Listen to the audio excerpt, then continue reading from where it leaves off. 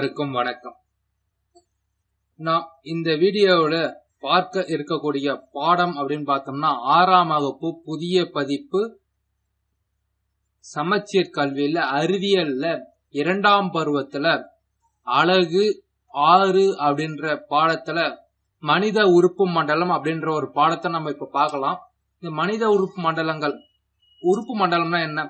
ஒரு உயிரினத்துடைய பல்வேறு செயல்கள் திறனுடன் செயல்படுத்த பார்த்தோம்னா உதவுறதுதான் உறுப்புகள் ஒருங்கிணைந்து ஒரு குறிப்பிட்ட பணியை செய்தல் தான் உறுப்பு மண்டலம் சொல்லுவாங்க. இந்த உறுப்பு மண்டலங்கள் அப்படின்னு பார்த்தோம்னா 8 வகையா பிரிக்கிறாங்க. நம்ம உடம்புல 8 வகையா உறுப்பு மண்டலம் பிரிச்சிருக்காங்க. முதல்ல எலும்பு மண்டலம், 2வது தசை மண்டலம், 3வது செரிமான மண்டலம், 4வது சுவாச மண்டலம், 5வது இரத்த ஓட்ட மண்டலம், 6வது நரம்பு மண்டலம், 7வது நாளமில்லா சுரப்பி மண்டலம், 8வது கருவி நீக்க மண்டலம் அப்படின்னு 8 வகையா பிரிச்சிருக்காங்க. இப்ப நம்ம பார்க்க இருக்கிறது பார்த்தோம் அப்படின்னா எலும்பு மண்டலம் அப்படின்ற ஒரு உறுப்பு மண்டலத்தை பார்க்கலாம். இந்த எலும்பு மண்டலம் எதால ஆகியிருக்குன்னா குருத்தெலும்பு மற்றும் மூட்டுகளால ஆக்கப்பட்டிருக்கு. இந்த எலும்புகள்லாம் எதுக்குன்னா தசைகள் இணைக்கிறதுக்கு மிகவும் பயன்படுது. எலும்புகள் வேற எதுக்கு பயன்படுதுன்னா நடத்தல், ஓடுதல், மெல்லுதல் போன்ற செயல்களுக்கு எலும்பு மண்டலம் உதவுது. மனிதனுடைய எலும்பு மண்டலம் 206 எலும்புகளை கொண்டது. அதாவது மனுஷனுடைய எத்தனை எலும்புகள் இருக்கு அப்படின்னா 206 எலும்புகள் இருக்கு. இதுல பார்த்தோம்னா குருத்தெலும்பு, இணை இழைகள், தசை நார்கள்லாம் இது எலும்பு மண்டலத்தில் தான் அடங்கும். இந்த இணை இழைகள் அப்படின்னா இணைப்பு இழைகள் சொல்லுவாங்க. இந்த இணைப்பு இழைகள் எதுக்குன்னா எலும்புகளை எலும்புகளுடன் இணைக்கிறதுக்காக இந்த இணைப்பு இழைகள் பயன்படுது. மிக மிக முக்கியமானது. எலும்புகளை எலும்புகளுடன் இணைக்கிறதுக்கு எது பயன்படுதுன்னா இணைப்பு இழைகள் பயன்படுது. அதே போல தசை நார்கள் எதுக்காகனா எலும்புகளை தசைகளுடன் இணைக்கிறதுக்கு தசை நார்கள் பயன்படுது. இந்த எலும்பு மண்டலம் பார்த்தா அப்படின்னா 2 பெரும் பிரிவுகளா பிரிச்சிருக்காங்க. அது என்னன்னா ஒன்னு அச்சு சட்டகம் மற்றும் இணைப்புறு சட்டகம்னு 2ஆ பிரிச்சிருக்காங்க. இந்த அச்சு சட்டகம் உடலுடைய செங்குத்து அச்சை உருவாக்குது. மிக மிக முக்கியம். உடம்புல செங்குத்து அச்சை உருவாக்கும் எலும்பு மண்டலம் எது அப்படின்னு கேட்டாங்கன்னா அச்சு சட்டகம். இந்த அச்சு சட்டகம் 3 பெரும் பகுதிகளா இருக்கு. என்னன்னா மண்டையோடு, முதுகெலும்பு தொடர் அதாவது முதுகெலும்பு, விலா எலும்பு கூடுன்னு 3ஆ இருக்கு. அதே போல இணைப்புறு சட்டகம் மார்பு வளையம், இடுப்பு வளையங்கள், கைகால் எலும்புகள் இதெல்லாம் இணைப்புறு சட்டகமா இருக்கு. இப்போ நம்ம பாக்கிறது பார்த்தோம்னா மண்டை ஓடு.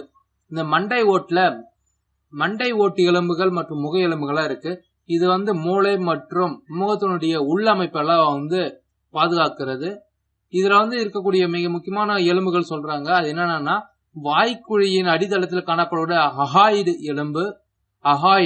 எலும்பு, செவி சிற்றெலும்புகளான சுத்தி எலும்பு, பட்டை எலும்பு, அங்கவடி எலும்பு மண்டை ஓட்டுல இருக்குதுன்னு சொல்றாங்க. மண்டை ஓட்டுல என்னென்ன எலும்பு இருக்குன்றாங்கன்னா அகாயுது எலும்பு, செவி சிற்றெலும்புகளான சுத்தி எலும்பு, பட்டை எலும்பு, அங்கவடி எலும்பு இதெல்லாம் மண்டை ஓட்டுல இருக்குதான்.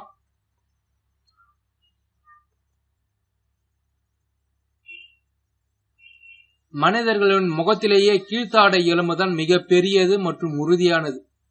அதாவது மனிதனுடைய முகத்துல எந்த எலும்பு மிகவும் உறுதியானது ஸ்ட்ராங்கானதுன்னு கேட்பாங்க. மிகவும் பெருசு ஸ்ட்ராங்கானது எதுன்னு கேட்டாங்கன்னா கீழ்த்தாடை எலும்பு தான் ஸ்ட்ராங்கானது, பெரியது. அடுத்தது முதுகெலும்பு தொடர். இந்த முதுகெலும்பு தொடர் மண்டையோட்டின் அடிப்புறத்திலிருந்து ஸ்டார்ட் ஆகுது. இதன் தண்டு ஓட்டத்தை பாதுகாக்கிறது. இது சிறிய முள்ளெலும்பு தொடர்களால் உருவாக்கப்பட்டிருக்கு. முள்ளெலும்பு தொடர்களால் உருவாக்கப்பட்ட எலும்பு உறுப்பு மண்டலம் கேட்டாங்கன்னா முதுகெலும்பு தொடர். இது மிக மிக முக்கியமானது. முள்ளெலும்பு தொடர்களால் உருவாக்கப்பட்ட எலும்பு தொடர் எதுன்னா முதுகெலும்பு தொடர். அடுத்தது விலா எலும்புக்கூடு. விலா எலும்புக்கூடு பார்த்தீங்கன்னா 12 இணை கொண்ட வளைந்த தட்டையான விலா எலும்புகளை கொண்டிருக்கு.